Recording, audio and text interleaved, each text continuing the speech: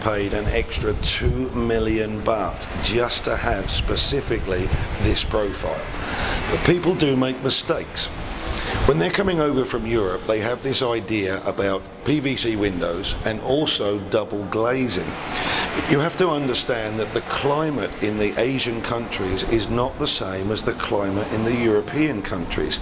Double glazing was specifically invented back home in the European countries because we had problems of condensation, and it was creating those double panes of glass that kept the hot on one side and the cold on the other, totally separated with a vacuum between those two pieces of glass that actually prevented the condensation from coming through.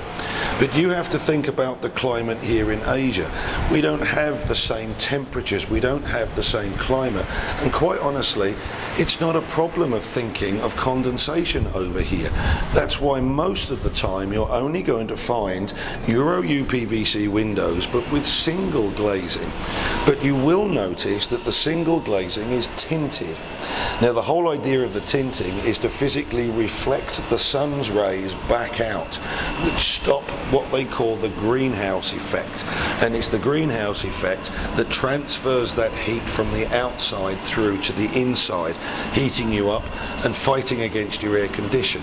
So as long as your glass is tinted, reflecting that light back out, that is exactly what you need here in Asia. Double glazing is not going to affect you here in Asia with this zone of temperature in the same way that it would do for you back in Europe. So I hope I've cleared that subject a little bit, because it is causing a lot of misunderstanding. But nevertheless, we have fitted the PVC windows right the way through, so hopefully we're catering for exactly what the European people are looking for.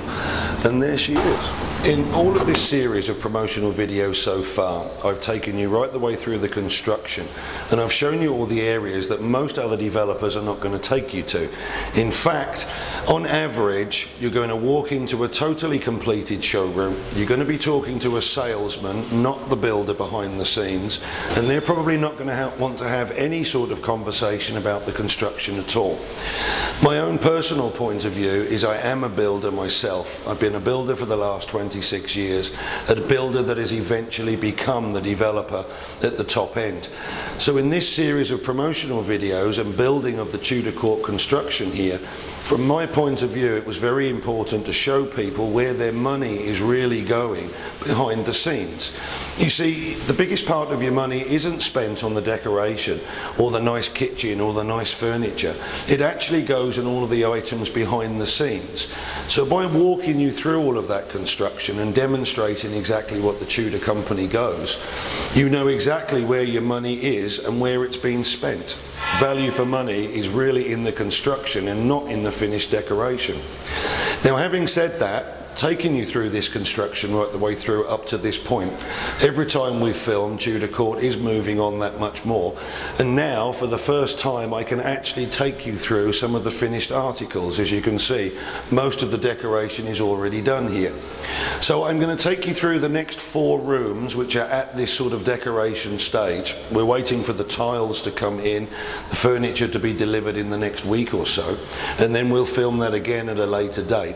But take a look around as a sneak preview exactly what we've got.